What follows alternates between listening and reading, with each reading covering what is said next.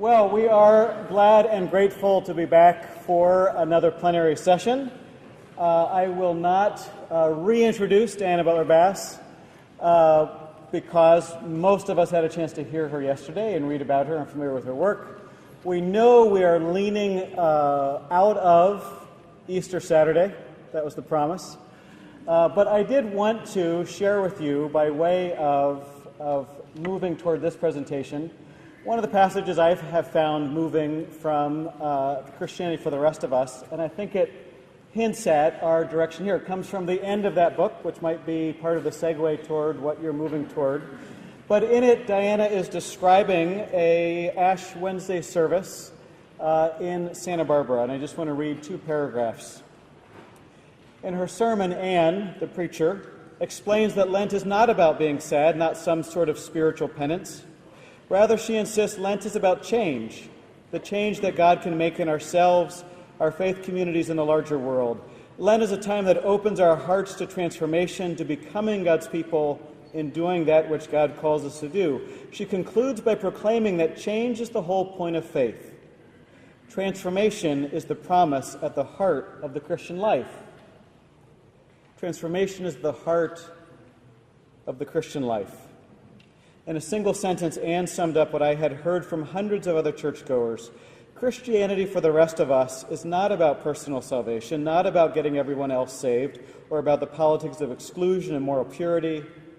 Christianity is the promise for the rest of us of transformation. Transformation that by God's mercy we can be different, our congregations can be different, and our world can be different. Good words from a writer we are so grateful to have with us. Please welcome back Diana Butler-Bass.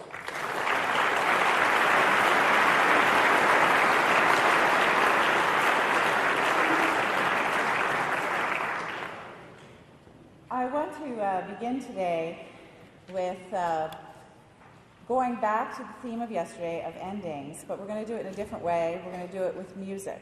And it's a nice way to summarize where we were and to begin to point towards where we're going. The book that is coming to be in this month, the new book, Christianity After Religion, was actually written during the time that my mother was dying.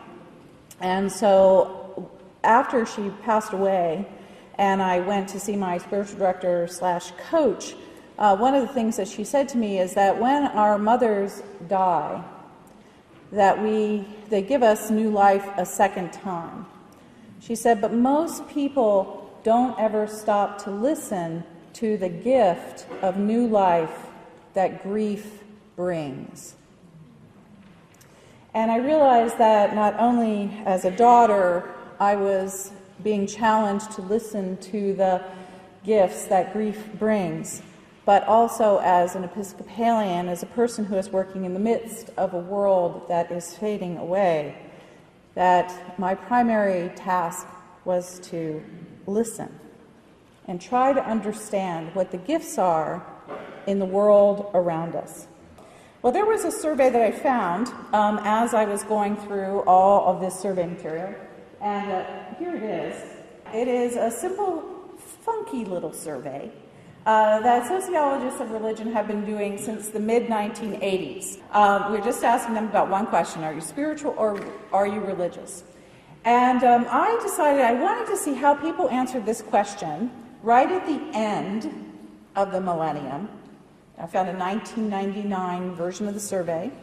And then I wanted to see what people were responding now. And so when I was writing this, the most recent year available to me was 2009.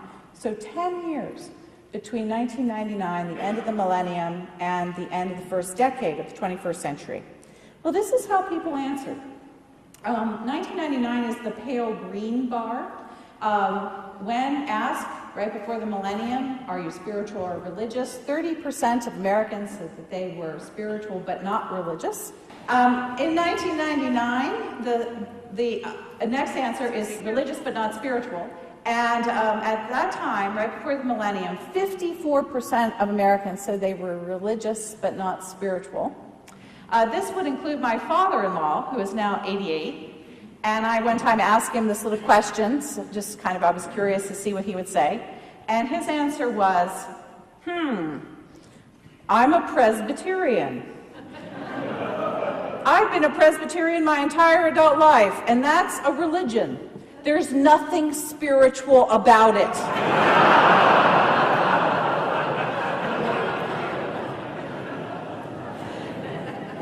In 1999, 54% of Americans called themselves that. And then 6% of Americans referred to themselves as spiritual and religious, and 9% said they were neither.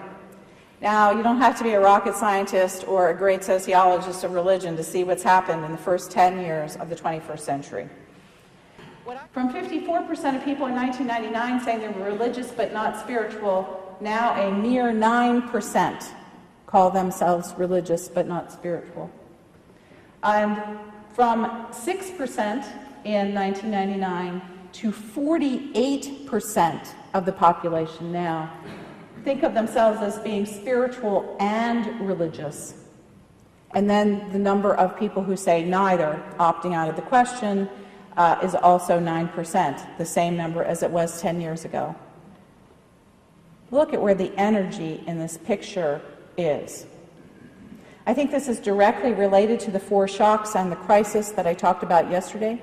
People sort of turning their backs away from the word religion and seeking to embrace the word spiritual or spirituality. Now, what happens when you meet somebody who says they're spiritual but not religious?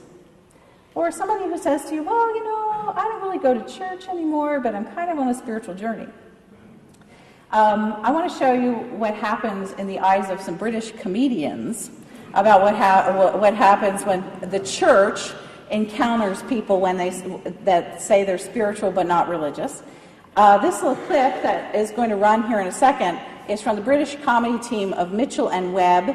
It's rated PG-13. So I'm sorry. There are a couple swear words in it, just prepping you. And God forgive us here in the chapel. So I'm an Episcopalian, bow to the cross. So we're going to watch what happens when spiritual and religious, or spiritual people encounter the church. So please go ahead and run this clip. And you can't quite hear it because it is so funny at the end, but he says, be gone, you know, it's just an L with a cross, and then he says, and don't forget to leave a quid for the upkeep.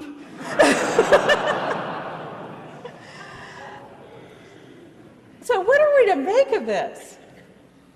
This is clearly a change in the way in which people are talking about faith, about God, and about their lives of meaning.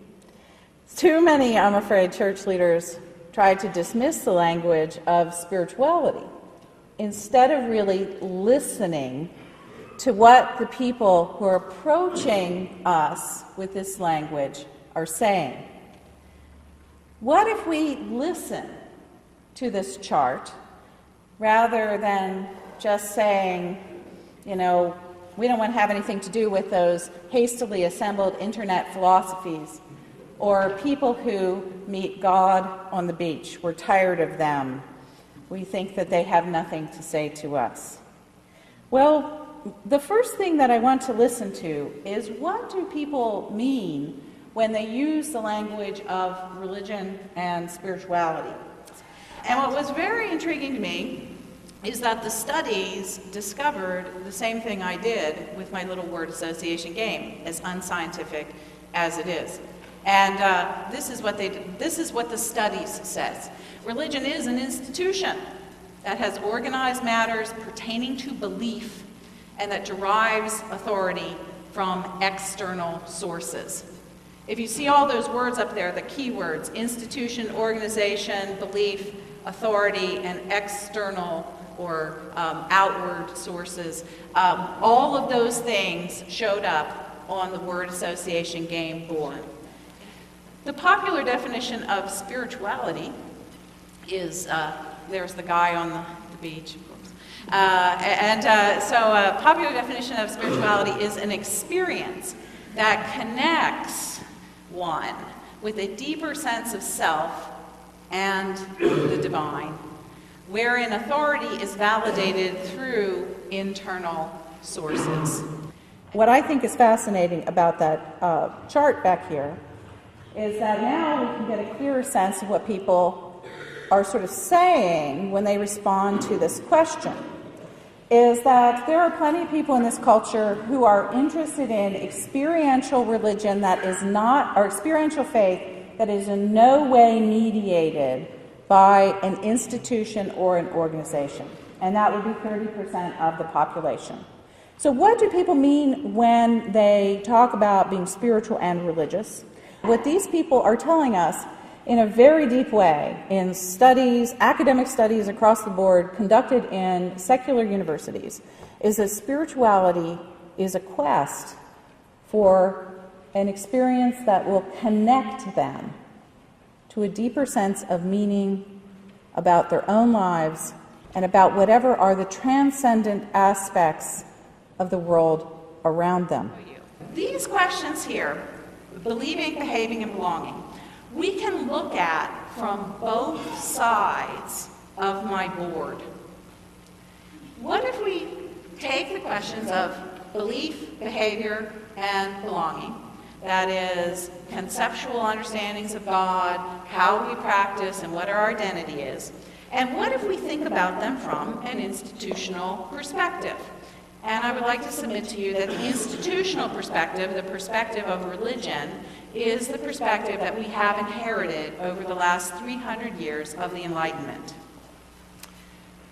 What if at a starting place, instead of working with institutional questions and questions that are external questions, what if we ask the same questions from the point of view of experience, connection, and internal validation? What would these questions look like? I think that the question about belief has shifted away from what to being now a question of how. I think this is a picture of religion and spirituality. A picture of the questions that people are actually asking and the ways in which we are challenged to answer them. You will notice that left side of the board thinking, your left side of the board thinking, we do really well. I work with a lot of dioceses and theological seminaries. We have PhDs in this, in left side of the board thinking. Your curriculums, not maybe yours here, I know you're going through a curriculum revision, but many, many seminaries, their curriculums are based on left side of the board thinking. Our bureaucracies, whether they're located in Chicago or New York, are left side of the board thinking. All of the questions of our culture are right side of the board thinking. What if we can move the questions?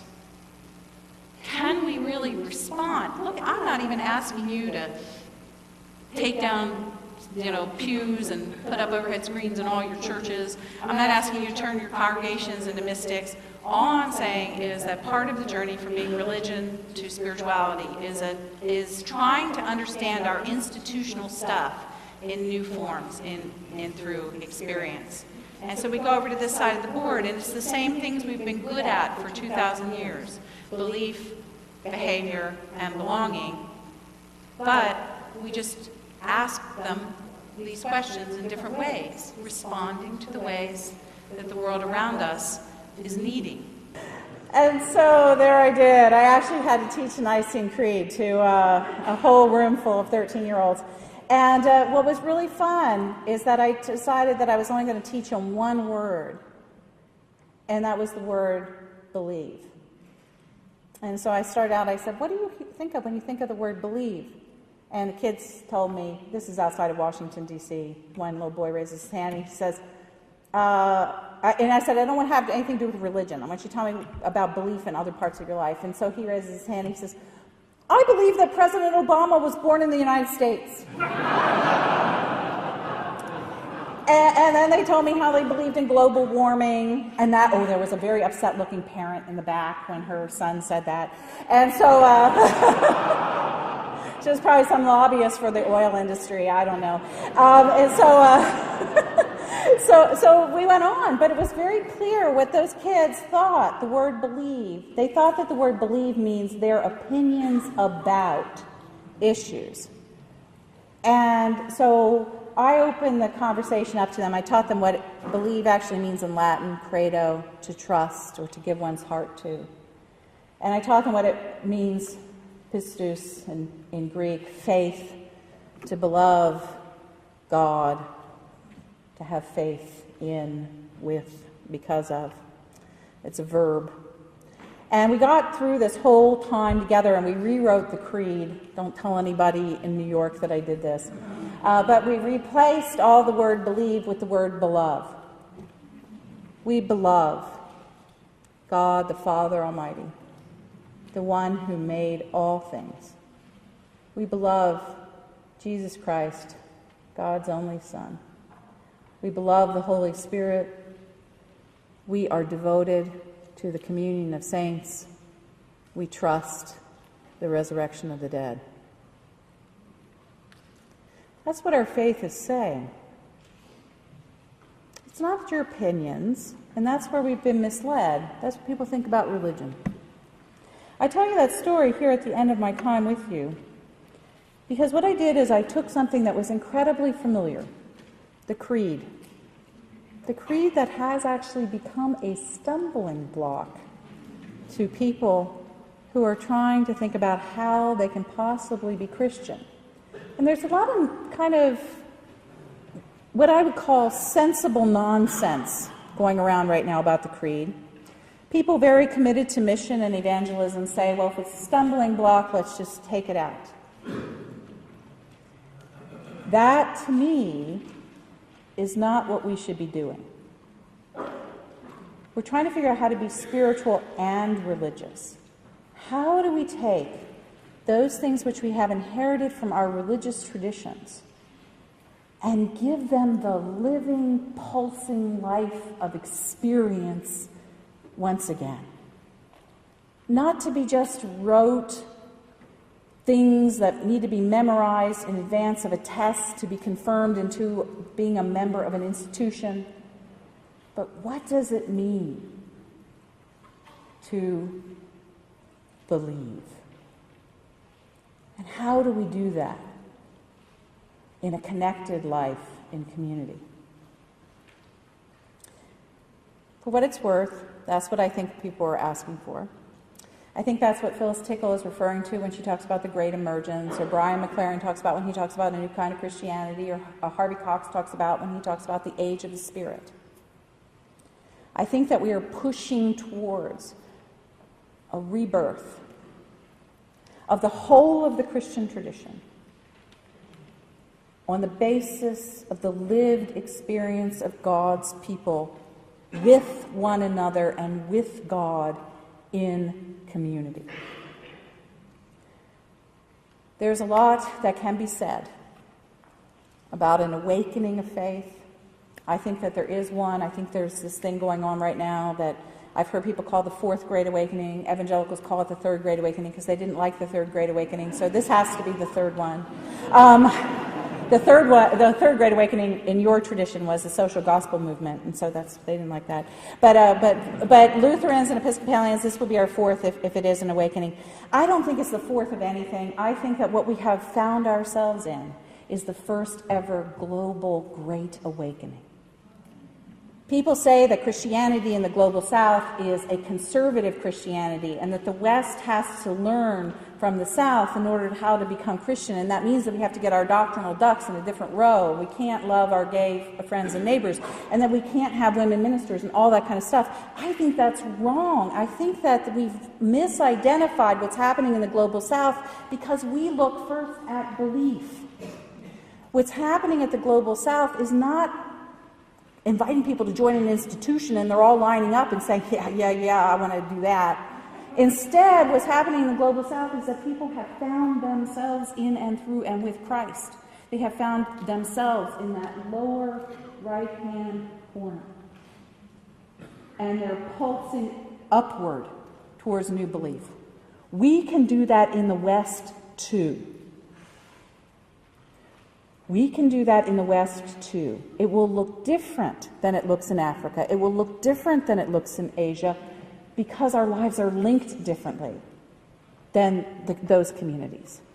But we can have a new birth of experiential faith that carries on the best of who we are. And I think this involves a renewal of reason and theology where we recover the beauty of reason and pushes us towards being able to really link hands with our brothers and sisters around the rest of the world. Because our hearts are linked. We are in and with and through one another. This is no paradisial dream. Its hardship is its possibility. Good Brother Wendell tells us the truth. To reach towards an awakening is not to have a utopia fall on us from heaven.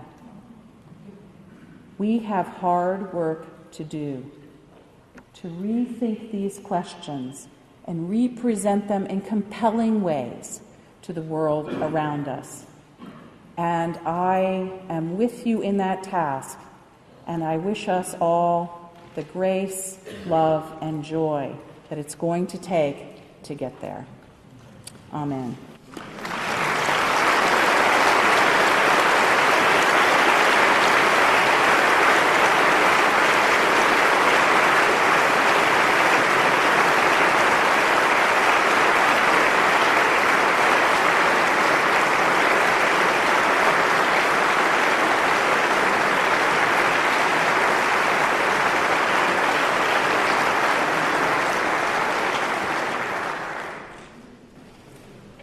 And we feel privileged to have been treated to receive some of the harvest of your long study and research and conversation, and to feast at that table that you have labored for years really to prepare. I think if we take from this only the impetus and the goal of shifting our sense of belief from an intellectual assent to trusting someone with our whole heart, that will be a lot. I suspect, we talked a little about this last night at supper, that after birthing a work like this, you hit the road and you talk about it and share it. But there will become a time when you have a chance to rest and reflect and the wells refill and you will go do research again. When you go again, know you go on our behalf, and that we are grateful for it. Thank you.